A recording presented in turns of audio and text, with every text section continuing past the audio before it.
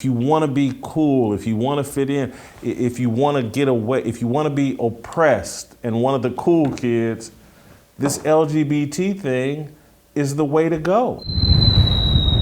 I think there's financial incentive to what they're doing, but I also want to ask you, I think there's political incentive from the left in terms of like the whole LGBTQIA plus, the whole thing. If you can introduce this to kids, and I saw Bill Maher talking about this, how this is a Generation Z or whatever the newest generation is. Yeah. 20% of them identify as LGBT. And to me, I think the Democrats see that as those are potential voters, because the other side, Matt Walsh and conservatives, are anti-LGBT. That's the way it's been painted. And so if you can, they're breeding and grooming the next generation of Democratic voters. Yeah, there's certainly a political motive, profit, political motive, ideological, all these things, philosophical. You talk about 20% LGBT identification among Gen Z. What people need to realize is that, that is, of course, is up above. That's above what it was for millennials and what it was for Gen X. But actually, if you go back, I think about 5 generations, you'll find that LGBT identification exactly doubles generation upon generation for 5 generations, and trans identification even more than that. To the point where among the baby boomers, and certainly among their parents, trans hardly exists statistically. It's like a statistical anomaly. And now you're seeing 10, 20, 30-fold increases in that particular category among kids.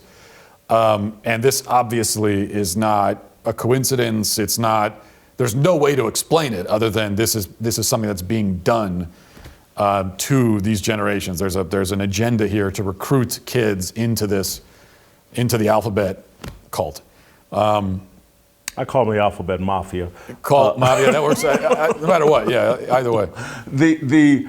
And so as a parent, and particularly I'm going to play the Democratic game and call you a white parent, I would be petrified to have kids, but do you homeschool your kids? Yeah. I figure. One of those. But I would be petrified if I had my white child in school, particularly male, because the white male is the lowest form of human being on the planet, according to current American culture. He's followed by the black heterosexual Christian male. Mm-hmm.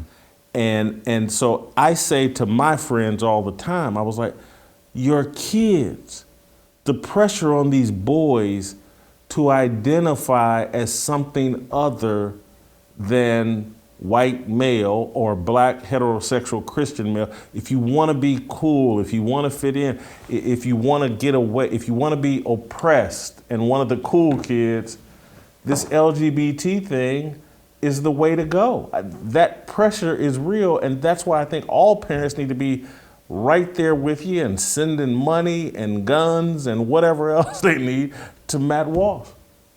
I think there's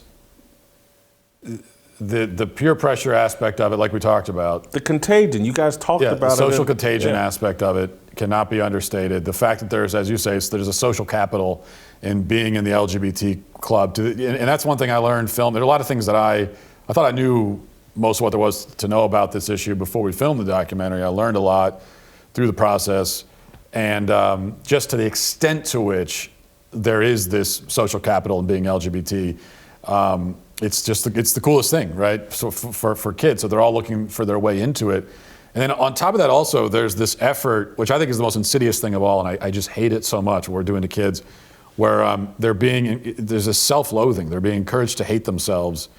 And it happens to boys and girls in different ways. And I think it hits them particularly hard at different ages, right? So it seems to me anyway that a lot of the gender transition stuff in the younger ages, 4, 5, 6, 7, that seems to be affecting boys the most. And it seems to be especially mothers, like these blue-haired moms who don't really want to have a boy because they don't like boys, and so they decide they want their kid to be a girl. They think it'd be cooler to have a girl, and so they turn their boys into girls.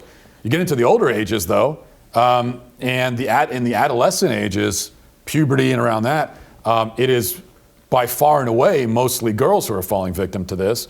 And Abigail Shrier wrote a book called Irreversible Damage, which is another fantastic book that everyone needs to read, specifically about this issue, about how this affects adolescent girls. And it's not hard to see why that's happening, because that's around the time that girls are going through puberty, and boys go through puberty too, and it's difficult whether you're a boy or a girl. I suspect it's harder even for girls.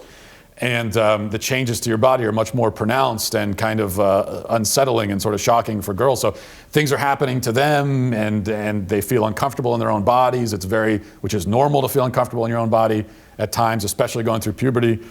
And in the past, what we would say to girls is, well, this is a phase. You'll grow into yourself, we used to say, and you'll be fine. But now we come along and we give them a framework for understanding their feelings, and we say, oh, you feel uncomfortable in your body. Well, that's because you have the wrong body, and actually you could take these drugs and have a different body. Doesn't that sound great? And all these girls who don't know any better are saying, well, yeah, I'll take that instead. I mean, I can take this pill and I don't have to have all these changes. Great, yeah. And we take this thing that would have been a little phase in their lives that they would look back on later and laugh about, and we turn it into a lifelong identity.